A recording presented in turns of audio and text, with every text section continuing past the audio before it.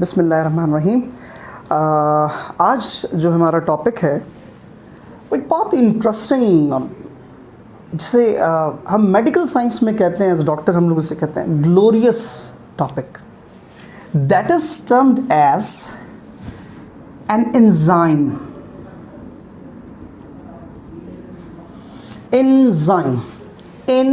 जाइम कहते हैं यीस्ट को इनसाइड। फर्स्ट टाइम यीस्ट में देखा गया था फ्रेडरिच विल्हेम कोन।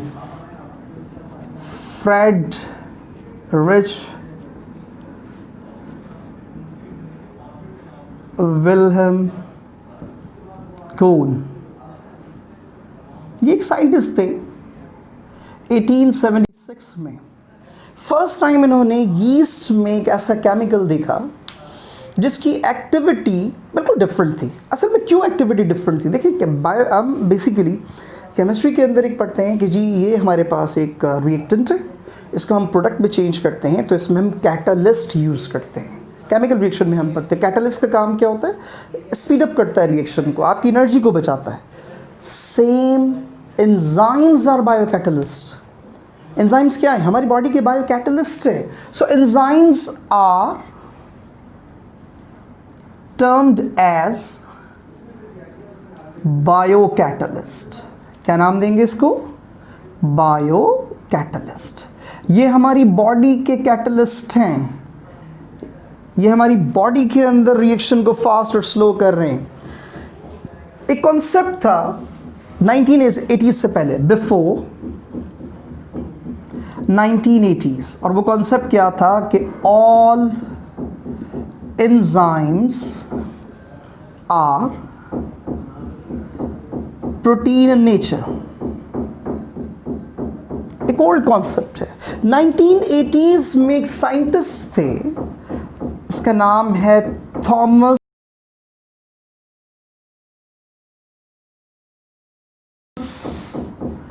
सैच और सिडनी अल्टमैन।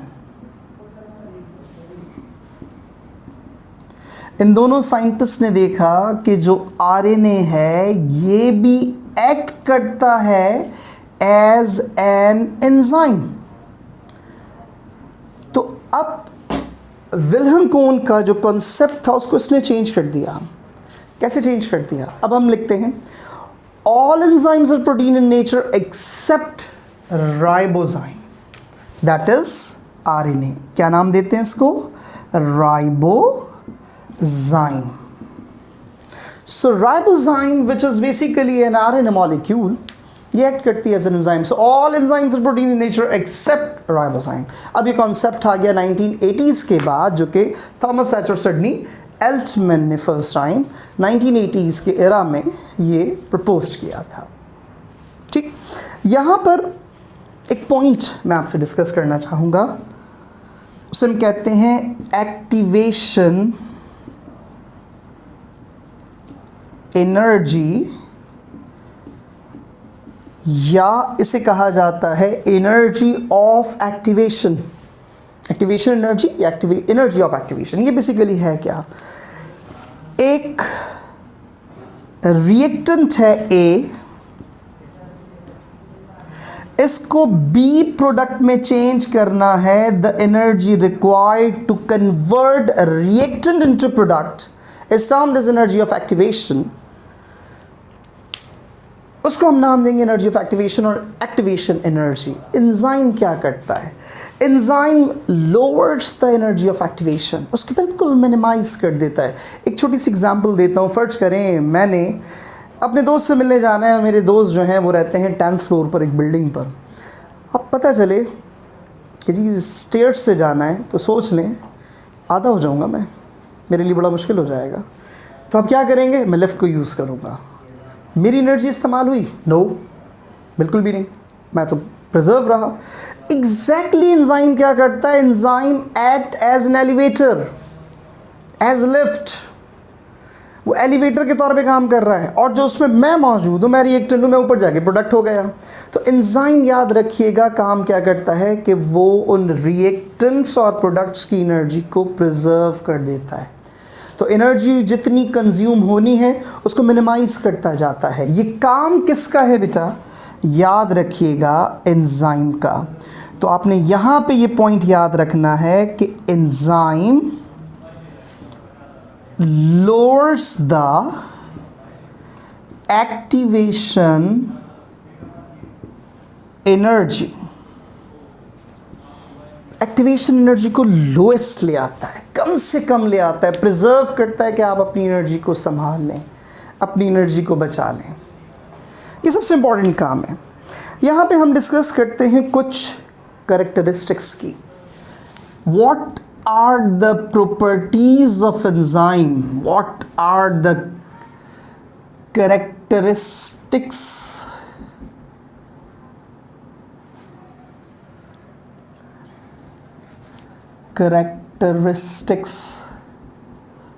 of enzyme।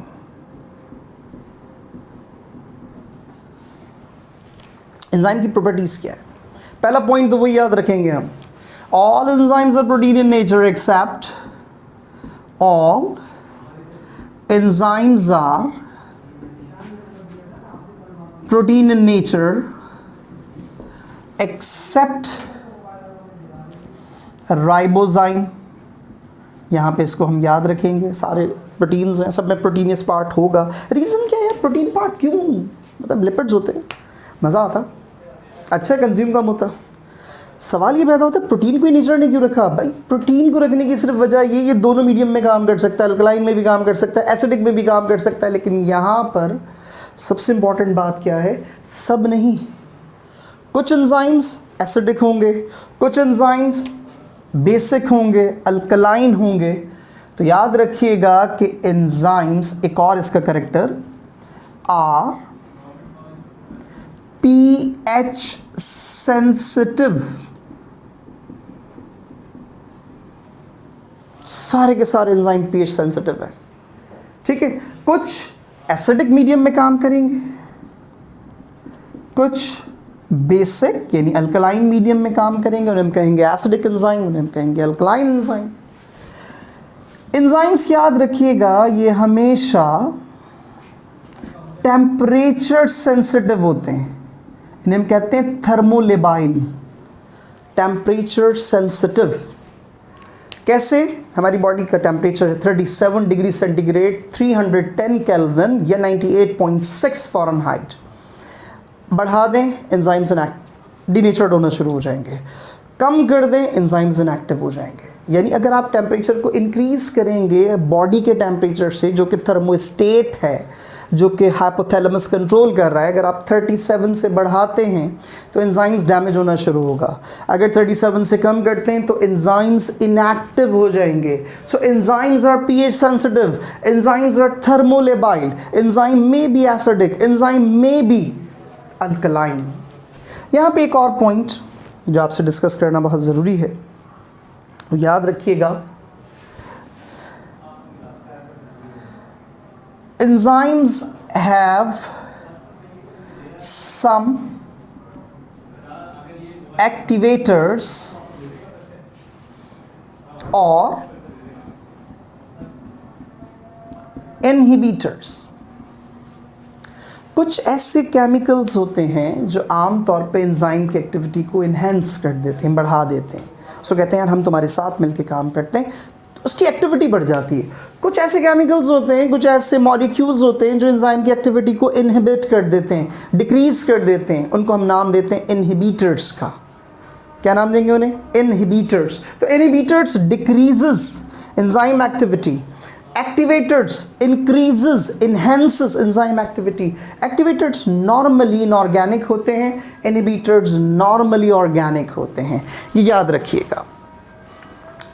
अच्छा, एक और यहाँ पे पॉइंट याद रखिएगा कि एंजाइम्स में बी एक्सो एंजाइम, क्योंकि वो सेल के बाहर एक्ट कर रहा है, और में B endo enzyme.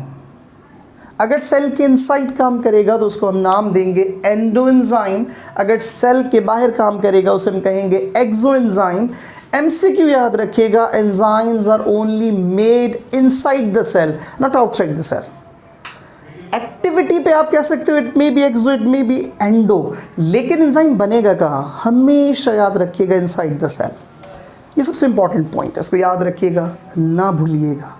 Enzymes are made inside the cell, but it may categorize as exoenzyme if it act outside the cell and endoenzyme if it act inside the cell। ठीक, हर enzyme के पास